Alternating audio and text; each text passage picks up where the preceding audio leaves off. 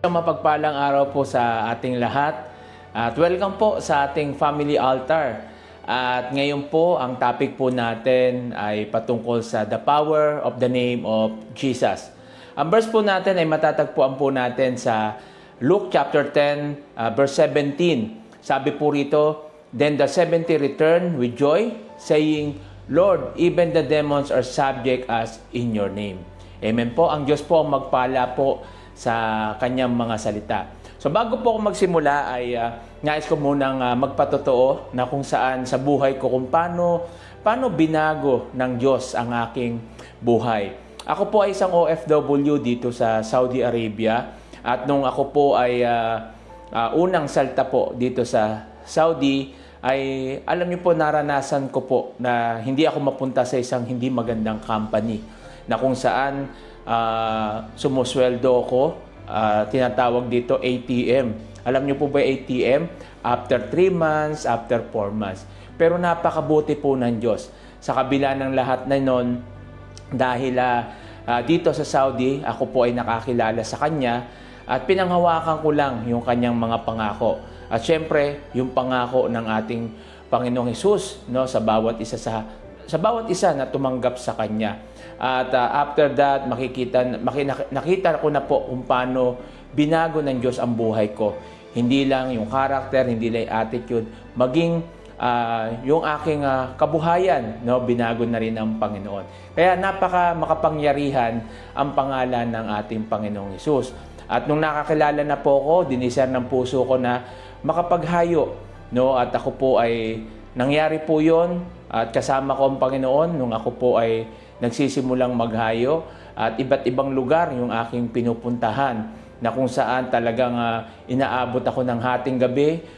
Minsan galing ako sa trabaho, dediretso na ako doon sa Bible study, malayo. Minsan naabot ang biyahe po doon, minsan 1 oras, 1 oras, 2 oras, kaya pagbalik po, nakakauwi na po ako mga pinakamaaga na yung 1:00 ng madaling araw. Minsan naabot pa ako ng 2:00, tapos kinabukasan papasok pa ako. So, pero dahil sa kapangyarihan ng Panginoong Hesus, ay nagawa ko po ang lahat ng yon. Kaya nga po, nung nabasa ko yung verse na ito, natutuwa ako na kung saan nandun na lamang yung kagalakan ng mga disipulo na sinunod nila yung misyon ng Panginoon. At nakakatuwa lang na kapag ang Panginoong Hesus ay nasa iyo at siya yung dala-dala mo kapag ikaw ay maghahayo, kapag ikaw ay pupunta sa anumang gawain, ay talagang sasabihin natin na ligtas ka. Okay po? So, bilang panimula po sa topic po natin, doon sa binasa po natin sa Luke chapter 10 verse 17, ang pangalan ni Jesus ay pinaniniwala ang nagtataglay ng napakalaking kapangyarihan sa loob ng Kristyanismo na nagsisilbing isang daluyan ng otoridad ng Diyos at isang mapagkukunan ng spiritual na lakas para sa mga mananampalataya. Makikita po natin dito yung kapangyarihang ito ay nagpapakita sa iba't ibang paraan. Kabilang na po rito yung pagpapagaling, pagpapalaya, at paglapit sa presensya ng Diyos. At makikita rin po natin sa bandang huli, ang pangalan ni Jesus ay nakikita bilang susi sa kaligtasan at isang paraan upang maranasan ang mga pagpapala ng Diyos. Kung makikita po natin doon sa kwento, no, doon sa binasa po natin sa Luke chapter 10 verse 17, na kung saan yung 72 na disipulo ni Jesus ay bumalik po mula sa kanilang misyon. Ipinadala po kasi sila ni Jesus upang bisitahin yung mga bayan at lungsod na binalak niyang bisitahin noon. Ang tungkulin po ng mga alagad ay alamin kung handa na ang bayan at marinig ang mensahe ni Jesus tungkol sa kaharian ng Diyos. Sila po ay, ang layunin nila po doon ay magpagaling at magpalayas ng mga demonyo sa mga lungsod na tumanggap sa kanila. Kaya nga kung babalikan po natin yung Luke chapter 10 verse 9, sabi doon, "And heal the sick there, and say to them, the kingdom of God has come near to you." Kaya makikita po natin dito na lalo silang humanga na mangha na kung saan pati yung mga demonyo ay nagpapasakop sa kanila. Marami na po tayong patotoo na kung saan nakita o naranasan o nasaksihan na nagpagaling ng may sakit, nagpalakad ng lumpo, bumuhay ng patay, dahil yan sa kapangyarihan ng pangalan ng ating Panginoong Hesus. Kaya ganoon na lamang yung kagalangan ng mga disipulo. So yung unang punto po natin, makita natin dito kung paano iniulat ng mga disipulo yung kanilang mga karanasan. Ito po yung first point natin, disciples report. The disciples returned with joy, reporting that even demons submit to them when they use Jesus' name. So nakita natin dito na tuwang-tuwa sila na nag-ulat kay Jesus. Sabi nila, Panginoon, kahit po ang mga demonyo ay sumusunod sa amin kapag ginamit namin ang iyong pangalan. So makita natin dito kung gaano kapangyarihan. Naranasan mo na ba na ikaw mismo, pinanalangin mo yung may sakit na gumaling at pinanalangin mo yung isang tao na mabago at kumilala sa Panginoon ay naligtas, di ba? So makita natin dito na maraming patotoo na ganoon na lamang makapangyarihan ang pangalan ng Panginoong Hesus. Kaya po mapapansin natin dito sa talatang ito, itinatampok na ang kapangyarihan at autoridad na naranasan nila sa pamamagitan ng pangalan ni Hesus at ang epekto ng kanilang misyon. Sa pagmimisyon po, ito po ay talagang mahirap kung sa ating kakayanan lang. Pero nagagawa po natin yung mahirap na magiging madali dahil alam natin, kasama natin ang Diyos. Ako po sa aking paglilingkod sa Diyos, sa marami ko ng lugar na napuntahan at nahayuan dito sa Saudi Arabia, malalayo, at nakapagpatatag tayo o nagtatag tayo ng mga simbahan sa iba't ibang lugar. Nandiyan yung Bahrain, sa Hupuk, dito sa Al-Kubar, sa Damam.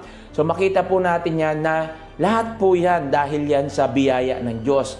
At alam ko na nangyari po yan dahil dala-dala ko o bit-bit ko yung pangalan ng ating Panginoong Hesus. Kaya ganun na lamang yung lakas ng loob ko. Kasi hindi naman ako marunong eh.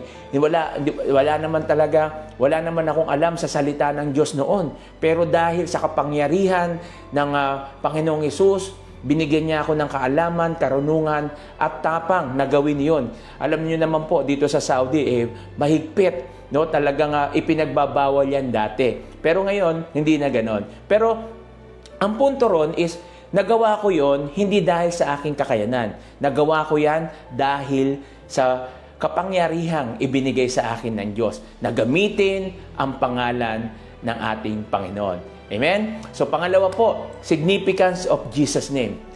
Yung kahalagahan ng pangalan ni Jesus.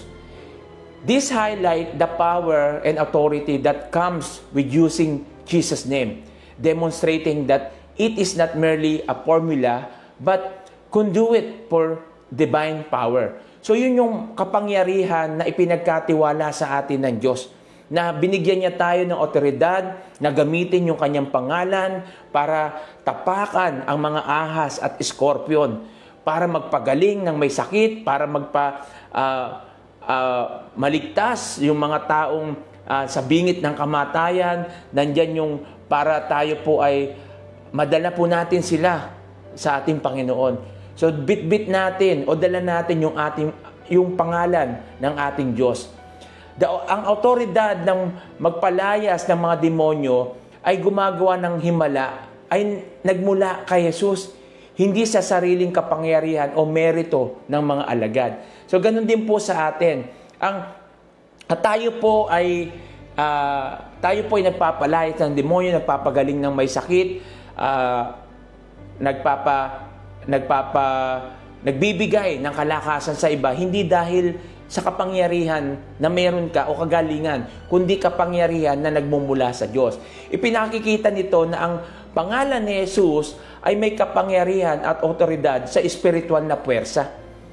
Ang pangalan ni Jesus ay hindi lamang isang titulo, ngunit isang representasyon ng kanyang banal na otoridad at kapangyarihan. So sa pamamagitan natin, ipinapakita dito na kung gaano makapangyarihan ang pangalan ng Panginoong Hesus. Sa pamamagitan ng pangalang ito, ang mga mananampalataya ay maaaring lumapit sa Diyos. Humingi ng gabay sa pananalangin at asahan ang Diyos na kumilos.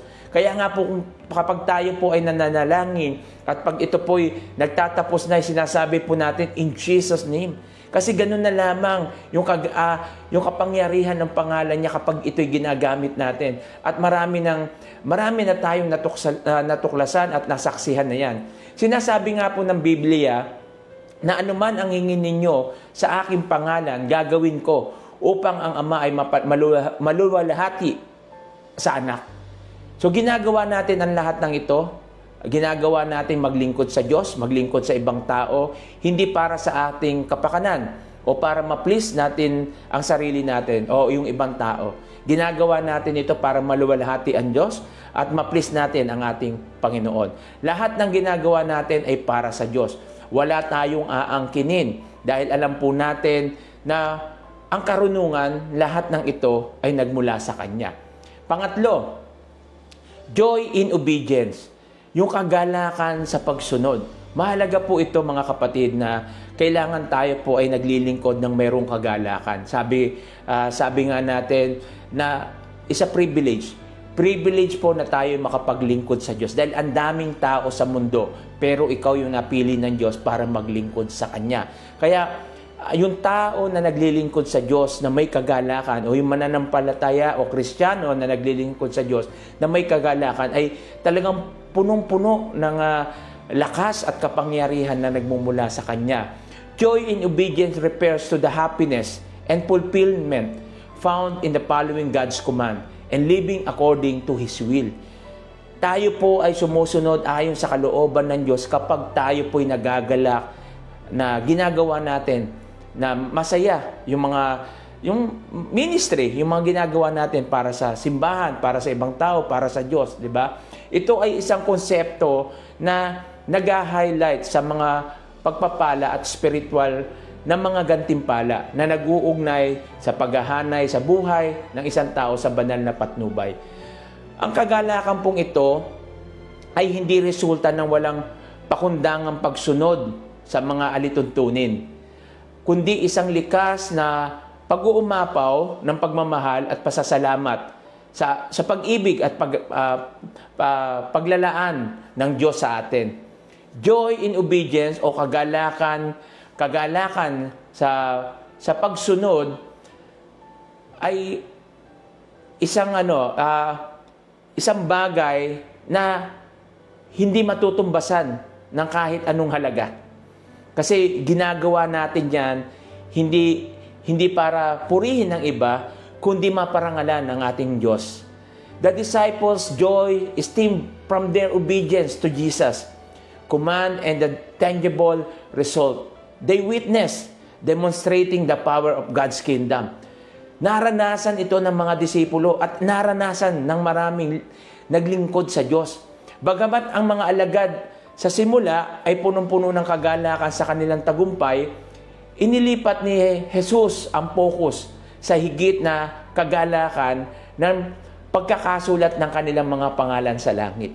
Kaya nga po, nung tayo po ay tumanggap sa ating Panginoong Hesus bilang ating Panginoon at tagapagligtas, ang pangalan po natin ay naisulat na doon naisulat na, no? Yung pangalan natin sa libro doon sa langit. So makikita rin dito yung kanilang kagalakan at kababaang loob na kung saan sa kabila ng kanilang mga ginawa, misyon, ay nandun na lamang kanilang puso na mapagkumbaba na iniulat sa ating Panginoong Hesus yung mga nangyari, no? Mga patotoo. Kaya nga po, halaga ng mga patotoo natin na kung saan ito po ay nagbibigay ng kalakasan sa iba. At tandaan nyo po, no, hindi lamang tayo nagpapatotoo para sumikat, kundi nagpapatotoo tayo para maparangalan ang ating Panginoon. So bilang pagtatapos po, Jesus' statement about seeing Satan fall from heaven connect the disciples' experience of a broader cosmic victory of good over evil. Ito ay sumisimbolo po sa pagkatalo ng kapangyarihan ni Satanas. Ang pahayag na ito ay hindi lamang isang paglalarawan ng isang nakaraang kaganapan, ngunit sa halip ay isang eschatological na pangitain na nagbibigay diin sa sukdulan tagumpay ng kaharian ng Diyos at ang otoridad ng mga tagasunod ni Kristo. Ang pangalan ni Jesus ay nakikita rin bilang isang mapagkukunan ng pagkakakilanlan para sa mga mananampalataya na tinatawag na ang mga Kristiyano tinatawag na mga Kristiyano pagkatapos ng kanilang pangalan. Hindi pa rito pinaniniwalaan na ang pagtawag sa pangalan ni Jesus ay ang mga paraan upang makatanggap sa kaligtasan at maranasan ang espiritual na kabuuan tulad ng sinabi na ang bawat isa na tumanggap sa pangalan ng Panginoong Hesus ay maliligtas. Yan po ang kapangyarihan ng pangalan ng ating Panginoong Hesus. Nakapagliligtas ng buhay, nakabubuhay ng patay, nagpapagaling ng mga sakit at nagbibigay ng buhay na walang hanggan. So ganyan po makapangyarihan ang pangalan ng ating Panginoon. Kaya sa gabing ito, nawa tayo po ay muli na hinipo ng Diyos na kung saan bigyan nating pahalagahan natin yung paggamit ng kanyang pangalan na kung saan marami pa ang taong pwedeng maligtas, marami pa ang taong pwedeng makakilala sa ating Panginoon. Kaya maraming salamat muli sa araw nito na ibinigay ng pagkakataon, opportunity ng ating Diyos na makapagbahagi sa inyo ng nais niya na iparating sa bawat isa po sa atin. At nawa, nalaman po natin at naintindihan natin na kung gaano makapangyarihan ang pangalan ng Panginoon. So maraming salamat po. Tayo po'y manalangin.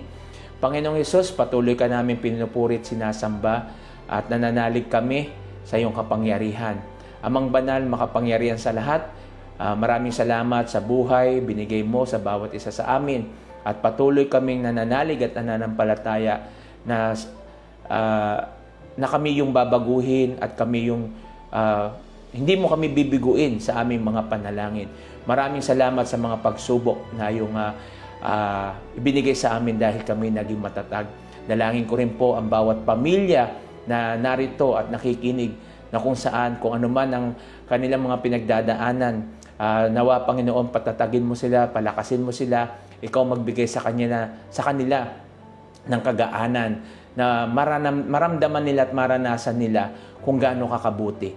Maraming salamat, Panginoon, sa araw na ito, sa binigay niyo po sa bawat isa ng mga pagpapala, kagalingan, at ganoon din sa mga provision sa aming mga pangangailangan. Muli po, hayaan mo na ibalik po namin sa iyo ang lahat ng papuri, pasalamat. In Jesus' name we pray. Amen. Yan, maraming salamat po and God bless you all.